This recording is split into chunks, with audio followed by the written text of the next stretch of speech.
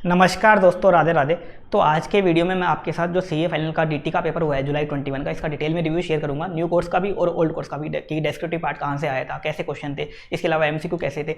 इसके अलावा साथ में मैं आपको जो लास्ट पेपर आपका पेंडिंग आईडीटी का, इसका डिटेल में स्ट्रेटेजी बताऊंगा लास्ट डे की, कि आपको आईडीटी को कैसे मैनेज करना है ताकि आप आईडीटी में ज़्यादा से ज़्यादा मार्क्स स्कोर कर पाओ।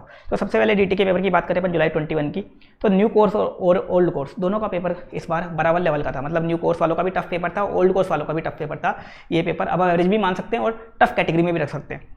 सबसे पहले अपन न्यू कोर्स की बात करें, डेस्क्रिप्टिव पार्ट की देखा जाए तो डेस्क्रिप्टिव पार्ट में दो क्वेश्चन होंगे, 2 या 3 क्वेश्चन जो मैनेजेबल थे, जो आपको सिमिलर क्वेश्चन लगेंगे। बाकी क्वेश्चन न्यू थे, या किसी में एडजस्टमेंट न्यू थे। बाकी क्वेश्चन कुछ तो बिल्कुल न्यू थे और किसी में एडजस्टमेंट एक आध पॉइंट न्यू था। तो डेस्क्रिप्टिव पार्ट अब एवरेज था, टफ भी मान सकते हैं, लेंदी भी था थोड़ा डेस्क्रिप्टिव पार्ट। इसके अलावा एमसीक्यू की बात करें, एमसीक्यू तो बिल्कुल टफ थे। मतलब न्यू कोर्स और ओल्ड कोर्स दोनों में एमसीक्यू काफ़ी टफ आए हैं। और एमसीक्यू में जो केस सिनेरियो था पेनल्टी के रिगार्डिंग। अगर आपने देखा हो, पेनल्टी का एक केस सिनेरियो था, जो एग्जाम देखा है उनको पता होगा, पेनल्टी के रिगार्डिंग था 270 की पेनल्टी। वो काफ़ी खतरनाक एमसीक्यू था, मतलब एकदम आउट ऑफ बॉक्स था। और उसमें 4 क्वेश्चन थे 8 नंबर के। तो मतलब वो 8 नंबर का पेपर तो ऐसा था कि सबको करने में दिक्कत आएगी। और वो 8 नंबर का जिसने लास्ट में किया होगा उसको थोड़ा फायदा मिल गया होगा, क्योंकि वो क्वेश्चन लगभग सभी का गलत होगा। अगर तुक्का आपने मार दिया, तुक्के में ठीक हो गया तो बात अलग है। वो एक पेनल्टी वाला क्वेश्चन न्यू कोर्स में भी आया था, वैसा क्वेश्चन एक ओल्ड कोर्स में भी आया था।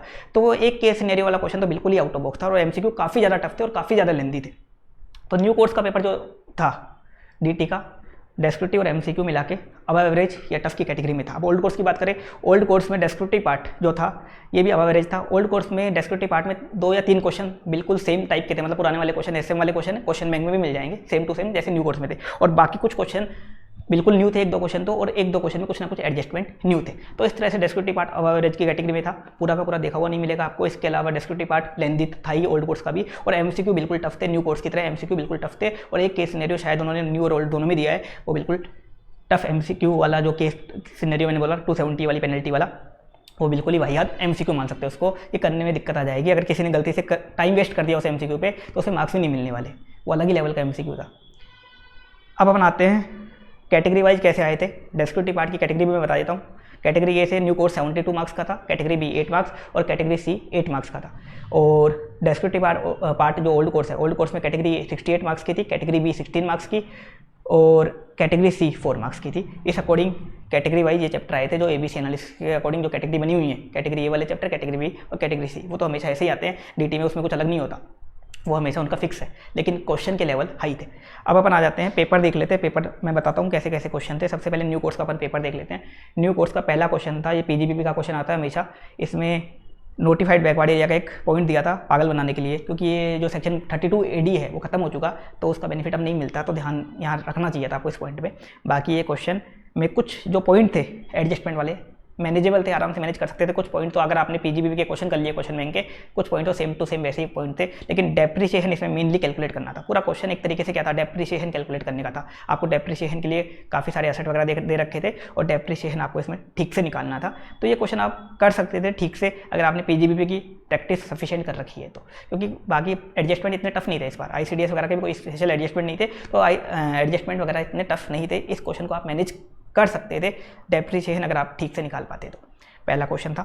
दूसरा क्वेश्चन इन्होंने जो दिया 2 का ये सेम क्वेश्चन बैंक में मिल जाएगा, 4 मार्क्स का क्वेश्चन है। ये क्वेश्चन बैंक में मिल जाएगा कि एसएससी ने रिवाइज रिटर्न लेट फाइल वगैरह करी, तो असेसिंग ऑफिसर ने उसको एंटरटेन नहीं करा। तो सीबीडीटी के पास पावर है क्या? हाँ, सीबीडीटी के पास पावर दे रखी है सेक्शन 119 में, वो कंडोन कर सकता है डिले को कंडोन वगैरह कर सकता है। तो उसके रिगार्डिंग ये आपको लिखना था।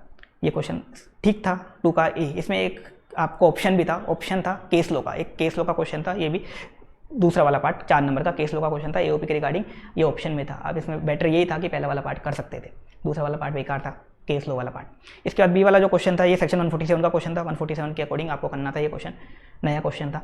इसके बाद सी वाला जो क्वेश्चन था, ये क्वेश्चन भी न्यू क्वेश्चन था, बिल्कुल कहीं नहीं मिलेगा आपको ये सी वाला क्वेश्चन। ये इसके लिए मैंने कल जब रिवीजन करवाया था आपको, लास्ट डे रिवीजन मैराथन करवाया था, उसमें लास्ट में मैंने कुछ एनेक्जर दिखाया था आपको। एक एनेक्जर दिखाया था कि इनकम को कैसे कन्वर्ट करते हैं, अगर फॉरेन करेंसी में इनकम होती है तो उसको इंडियन रुपीज़ में कैसे कन्वर्ट करते हैं, सैलरी की इनकम को कैसे कन्वर्ट करते हैं। मैंने आपको बोला था स्क्रीनशॉट ले लो, क्योंकि रिवीजन वीडियो में कवर नहीं कर रखा था उसको क्लास में लास्ट में मैंने पढ़ाया भी था लास्ट में।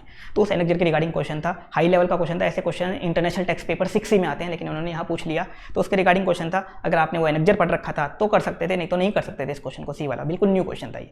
और इसका बी वाला भी क्वेश्चन न्यू था। तो क्वेश्चन 2 था ये। इसके बाद क्वेश्चन 3 का ए इन्वेस्टमेंट फंड का क्वेश्चन था। इन्वेस्टमेंट फंड का नया क्वेश्चन था।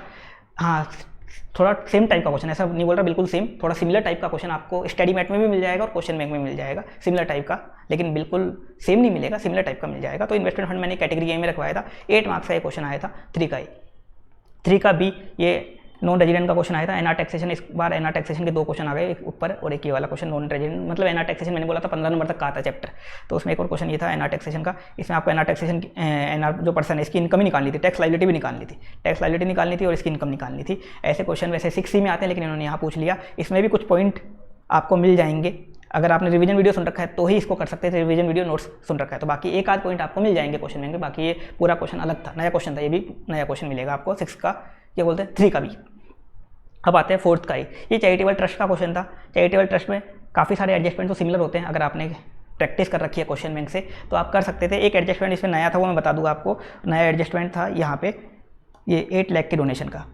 ये चैरिटेबल और रिलीजियस दोनों ट्रस्ट है ये, और इसको 8 लाख का डोनेशन मिला है, जो टेम्पल के दान पेटी होती है ना, दान पेटी में ये 8 लाख का जो डोनेशन स्पेसिफिकली बता रखा है टेम्पल की दान पेटी में मिला है। एनोनिमस डोनेशन एक तरीके से, लेकिन एनोनिमस नहीं मानेंगे इसको, क्या मानेंगे 8 लाख को ये नॉर्मल माना जाएगा इसमें। बस ये थोड़ा सा स्पेशल एडजस्टमेंट था, अगर आपने रिवीजन वीडियो या नोट सुन रखा है तो उसमें आप आराम से कर सकते थे। खाली क्वेश्चन देख के गए होंगे तो दिक्कत आ सकती थी, बाकी रिवीजन वीडियो नोट्स कर रखे हैं तो ये एडजस्टमेंट आप हैंडल कर सकते थे। तो चैरिटेबल ट्रस्ट का क्वेश्चन मैनेज किया जा सकता था 4th का ये। अब आते हैं 4th का बी। ये क्वेश्चन था आपका 4th का बी, DTAA का क्वेश्चन था, और इसमें DTAA है 2 कंट्री के बीच में, DTAA यहाँ दे रखा है इस वाले क्वेश्चन में। देखो इस वाले क्वेश्चन में दे रखा है आपको DTAA दे रखा है यहाँ पे। DTAA के भी अगर DTAA होता है तो अपन रिलीफ कैसे निकालते हैं वो मैंने आपको लास्ट डे रिवीजन मैराथन में स्पेशली बताया था कैसे निकालते हैं। मैंने स्पेशली उसको 2-3 बार बताया था आपको, लास्ट में भी बताया था, टिप्स में भी बताया था और वैसे भी बताया था। तो ये क्वेश्चन आप कर सकते थे। बाकी ये क्वेश्चन भी न्यू क्वेश्चन था, ऐसा क्वेश्चन नहीं मिलेगा, न्यू क्वेश्चन था पूरा। और इसमें रॉयल्टी की इनकम भी जो दे रखी थी, रॉयल्टी की इनकम भी इसमें जनरल्स एंड न्यूज़पेपर्स वगैरह की दे रखी थी, जिसमें डिडक्शन नहीं मिलता, ध्यान देना। ये क्वेश्चन था DTAA का, न्यू क्वेश्चन था ये भी। 5th का ए, ये TDS का क्वेश्चन था। ये क्वेश्चन सबसे ठीक क्वेश्चन था इस पेपर का, सबसे ठीक क्वेश्चन देखा जाए। एक और चैरिटेबल ट्रस्ट का भी ठीक था, एक आधा एडजस्टमेंट को छोड़ दें, और PGP का भी ठीक था। ये क्वेश्चन भी काफ़ी ठीक था। ये क्वेश्चन में एक क्वेश्चन तो आपका ये क्वेश्चन था NJA वाला और इंफ्रास्ट्रक्चर डेट फंड वाला, same to same question bank भी, और आपको उसमें मिल जाएगा स्टडी मेट में। ये TDS वाला 1047 में जो TDS करता है, और NJA में होता है तो 30% की डेट लगती है, उसका पॉइंट था पहला वाला TDS वाले क्वेश्चन में।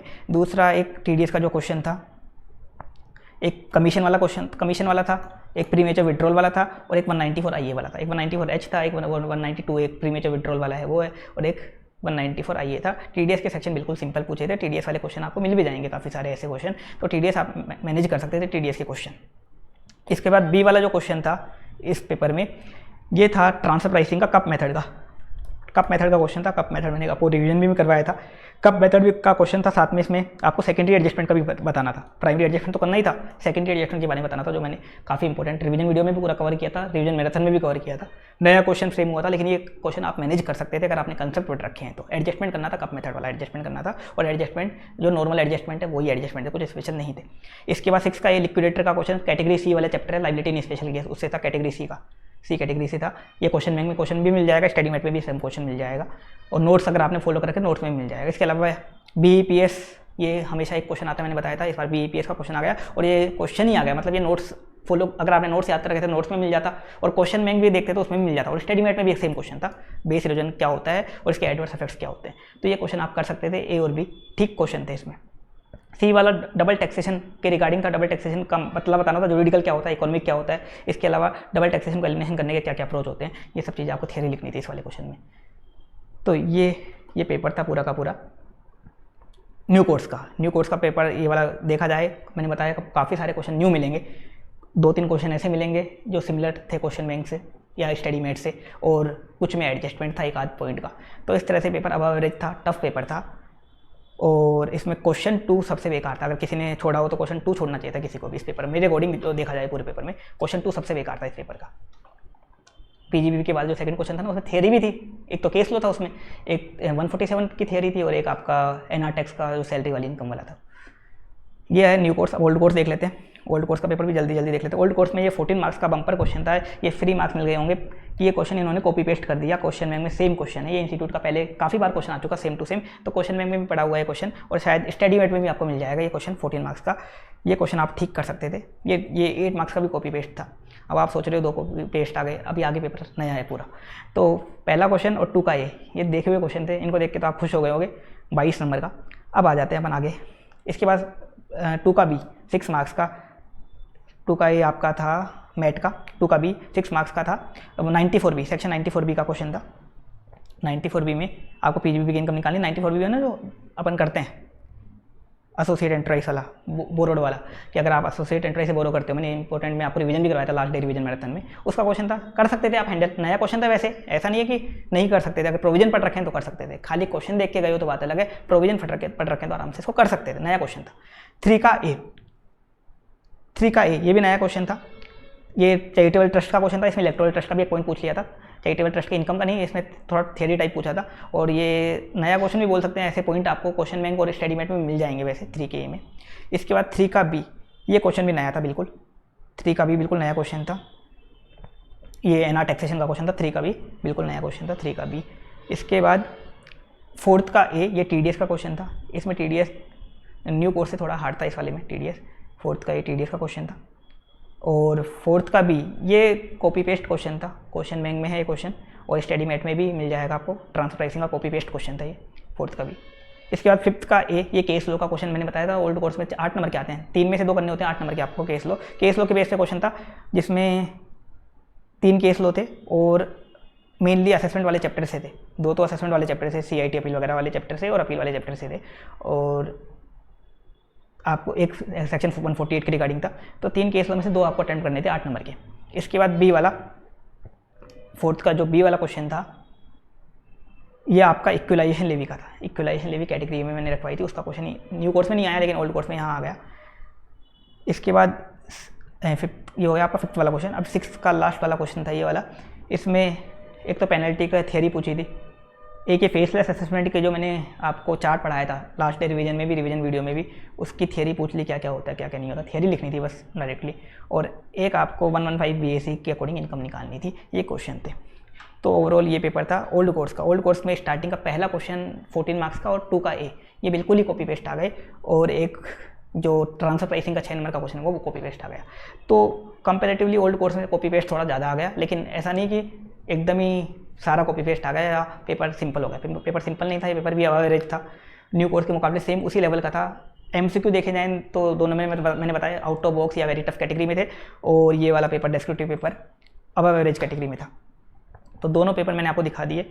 एडजस्टमेंट न्यू क्वेश्चन, मतलब तीनों तरह के क्वेश्चन थे इसमें। कुछ क्वेश्चन देखे हुए क्वेश्चन कम थे जो बिल्कुल देखे हुए क्वेश्चन होंगे, कुछ ऐसे क्वेश्चन थे जो देखे हुए लगेंगे आपको लेकिन उसमें 1-2 एडजस्टमेंट चेंज कर दिया, और कुछ क्वेश्चन बिल्कुल ही न्यू थे, ऐसे पेपर था। और न्यू कोर्स वालों में बिल्कुल न्यू वाले क्वेश्चन ज़्यादा थे न्यू कोर्स वाले पेपर में, और ओल्ड कोर्स वालों में भी थे। ओल्ड कोर्स वाले में बिल्कुल न्यू वाले क्वेश्चन न्यू कोर्स के मुकाबले एक क्वेश्चन शायद 1 या 2 क्वेश्चन कम थे।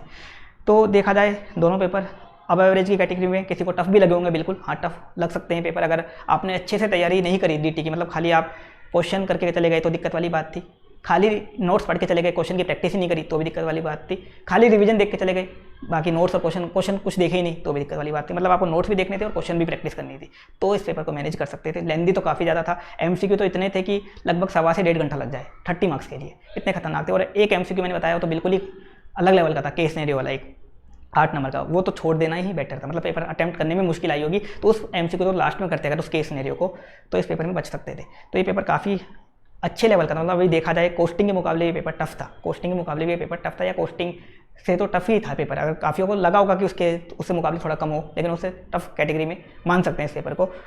ये DT का पेपर था, इस बार इंस्टीट्यूट सेकंड ग्रुप के पेपर टफ ही बना रहा है। मतलब फर्स्ट ग्रुप में 2 पेपर बिल्कुल बम्पर दिए थे, बोनस दिए थे न्यू कोर्स वालों की बात करें तो, और एक ऑडिट आउट ऑफ बॉक्स बना दिया था। लेकिन ओल्ड कोर्स क्या बोलते हैं, ओल्ड कोर्स में तो चलो वही कहानी चल रही है, इंस्टीट्यूट की सारे पेपर ही एक ही लेवल के आ रहे हैं, एक ऑडिट का पेपर छोड़ दें ओल्ड कोर्स का, तो बाकी तो सब या तो टफ आ रहे हैं या अब एवरेज आ रहे हैं। कोई ऐसा पेपर नहीं आया जो ईजी आ गया बिल्कुल कॉपी पेस्ट आ गया, ऐसा कोई पेपर नहीं आया।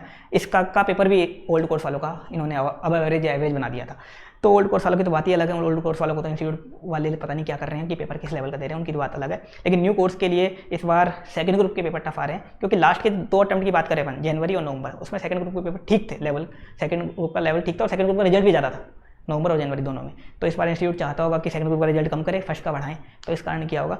तो अभी तक के सेकंड ग्रुप के पेपर फर्स्ट ग्रुप के मुकाबले टफ आए हैं, सारे के सारे पेपर देखा जाए तो। अब आईडीटी कैसा आता है, देखो आईडीटी भी कैसा भी आ सकता है। और आईडीटी में अभी तक देखो क्या है, अभी तक जितने भी पेपर हुए ना आईडीटी में, क्वेश्चन रिपीट नहीं हुआ आईडीटी में कि इंस्टीट्यूट ने 5 क्वेश्चन रिपीट कर दिए हो, क्योंकि इंस्टीट्यूट के पास क्वेश्चन है ही नहीं आईडीटी के। मई 18 से क्वेश्चन थे इंस्टीट्यूट के पास, उसके पहले जीएसटी था ही नहीं, तो क्वेश्चन कम थे, तो इंस्टीट्यूट ने अभी तक क्वेश्चन रिपीट नहीं किए। लेकिन हो सकता है इस बार एक आध क्वेश्चन रिपीट कर दे या कुछ एडजस्टमेंट रिपीट कर दे, क्योंकि आईटीसी में तो इतने सारे क्वेश्चन हो गए। अगर आप इंस्टीट्यूट के 5 क्वेश्चन देखोगे या क्वेश्चन बैंक देखोगे तो 50 क्वेश्चन, लगभग 50 क्वेश्चन है, और हर में कुछ ना कुछ नए नए एडजस्टमेंट है। तो इंस्टीट्यूट क्या कर सकता है, उन एडजस्टमेंट को मिक्स करके भी क्वेश्चन बना सकता है, उन एडजस्टमेंट को मिक्स वगैरह करके भी क्वेश्चन बना सकता है। तो क्वेश्चन करने जरूरी होते हैं, ऐसा नहीं है कि क्वेश्चन रिपीट आएंगे, सारे क्वेश्चन रिपीट आएंगे। मैं आपको ऑलरेडी बोलता हूँ कि क्वेश्चन ऐसा नहीं होता हर बार की सारे क्वेश्चन रिपीट आ जाएंगे, पूरा पेपर कॉपी पेस्ट आएगा। कॉपी पेस्ट पेपर आते हैं, लेकिन 2-3 पेपर कॉपी पेस्ट आते हैं, 2-3 पेपर एवरेज भी आते हैं और 1-2 पेपर आउट ऑफ बॉक्स भी आते हैं। तो लेकिन क्या होता है, जब पेपर एवरेज आता है या अब एवरेज आता है, टफ आता है, तो उसमें कुछ क्वेश्चन ऐसे होते हैं जिसमें सिमिलर क्वेश्चन लगते हैं, लेकिन एक आध एडजस्टमेंट नहीं होते हैं। तो जो एडजस्टमेंट आप पढ़ चुके होते हो, कम से कम वो तो ठीक कर सकते हो, कम से कम वो तो आपके ठीक हो जाते हैं अगर आप क्वेश्चन करके रखते हो तो खाली नोट्स भी मत पढ़ना, खाली क्वेश्चन भी मत करना। आईडीटी में भी नोट्स भी पढ़ना, फिर क्वेश्चन करना, नोट्स पढ़ना फिर क्वेश्चन करना। मैं आपको स्ट्रेटेजी बता देता हूँ लास्ट डे की, कैसे आपको आईडीटी को करना है मैनेज। तो सबसे पहले आप आज कस्टम और एफटीपी के जो भी आप नोट्स फॉलो करते हो या स्टडी मेट फॉलो करते हो, उससे जो भी नोट्स हैं आपके वो कर लेना, और फिर जो भी आपने क्वेश्चन बैंक कर रखा है, क्वेश्चन बैंक के इंपॉर्टेंट क्वेश्चंस कम से कम वो देख लेना, सोल्व करना मत, खाली देख लेना, मतलब एक तरीके से ऑडिट कर लेना। और फिर कल 3 स्लॉट बना लेना, 4-4 घंटे या 5-5, जैसे भी आप पढ़ते हो 4 घंटे, मतलब पहला स्लॉट 5 घंटे का बना लिया, दूसरा 4 का बना लिया, तीसरा 3 घंटे का बना लिया, ऐसा भी बना सकते हो। फर्स्ट स्लॉट में जीएसटी की जो कैटेगरी ए चैप्टर है, आईटीसी वाला, वैल्यू सप्लाई, एग्जामिशन वाला, ये रिफंड वगैरह वाला, ये पहले उठा लिया आपने, पहले ये कवर कर लेना। सेकंड स्लॉट में जीएसटी के बी कैटेगरी वाले चैप्टर कवर कर लेना, रजिस्ट्रेशन वगैरह या असेसमेंट वाला या अपील वाला और पेनल्टी वाला। इसके अलावा थर्ड स्लॉट में आप जीएसटी के जो सी कैटेगरी वाले लास्ट वाले चैप्टर बच गए, मिसलेनियस वगैरह वाले, वो थर्ड स्लॉट में उनके क्वेश्चन देख लेना या वो कवर कर लेना। कैटेगरी ए और बी में हमेशा नोट्स और क्वेश्चन दोनों देख के जाओ। कैटेगरी सी में टाइम हो तो दोनों चीज़ें देख लो, नहीं हो टाइम तो कम से कम या तो क्वेश्चन देख लो, कम से कम या तो क्वेश्चन देख लो, अगर क्वेश्चन नहीं देखने तो खाली कम से कम नोट्स पढ़ लो। ऐसा करना चाहिए, तब जाके आप टफ पेपर या अब एवरेज पेपर को हैंडल कर सकते हो। अब एग्जाम डे पे, मतलब कल ये आप कवर कर लोगे, अगर कल तक आपकी जीएसटी कवर हो जाती है और कस्टम कवर हो जाती है आज, तो एग्जाम डे पे कुछ चैप्टर जो ज़्यादा आते हैं, आईटीसी जो चैप्टर है लगभग 20 मार्क्स का आ जाता है, 20 मार्क्स का कम से कम आता है। एक क्वेश्चन इसका स्पेसिफिक आता है, तो पहला बड़ा क्वेश्चन आता है जीएसटी लायबिलिटी का, उसमें स्पेसिफिक आईटीसी के ही पॉइंट आते हैं और एमसीक्यू में भी आ जाता है। तो ITC, exemption, value of supply, refund वाला चैप्टर, कस्टम का वैल्यूएशन और जो कस्टम का ड्यूटी ड्रॉबैक और बैगेज है, इनको एक बार और गो थ्रू कर लेना, क्योंकि मेन पेपर इनमें से आता है, तो इनको एक बार गो थ्रू कर लेना, क्योंकि जाते ही आपको इनके क्वेश्चन ज़्यादा दिखेंगे। तो मेन पेपर इनमें से आएगा, तो इनको एक बार गो थ्रू कर सको तो इनको गो थ्रू कर लेना एग्जाम डे पे, अगर आप कल तक पूरा जीएसटी रिवाइज कर पाओ तो इस तरह से आप जीएसटी को रिवाइज कर सकते हो। और अच्छे से प्रिपरेशन करना आईडीटी की, क्योंकि अभी तक इंस्टीट्यूट जब तीनों पेपर ही ऐसे बनाए, मतलब ऐसा कोई पेपर नहीं दिया जो कॉपी पेस्ट दिया, तो क्या पता आईडीटी भी ना दे कॉपी पेस्ट, आईडीटी भी टफ बना दे या आईडीटी भी अब एवरेज बना दे। तो इसी अकॉर्डिंग प्रिपरेशन करना, जीएसटी की कोशिश करना, जितना कवरेज हो सके उतना आप कवरेज कर पाओ। आज कस्टम और कल जीएसटी और परसों ये स्पेशल जो चैप्टर हैं, इनको एक बार फिर से गो थ्रू कर लेना, खाली नोट्स गो थ्रू कर लेना, खाली नोट्स गो थ्रू कर लेना, या आपने कोई क्वेश्चंस में एडजस्टमेंट मार्क कर रखे हैं तो वो एडजस्टमेंट गो थ्रू कर लेना। इस तरह से आप आईडीटी कवर कर लोगे। तो चलो आज के लिए इतना ही है, थैंक यू सो मच।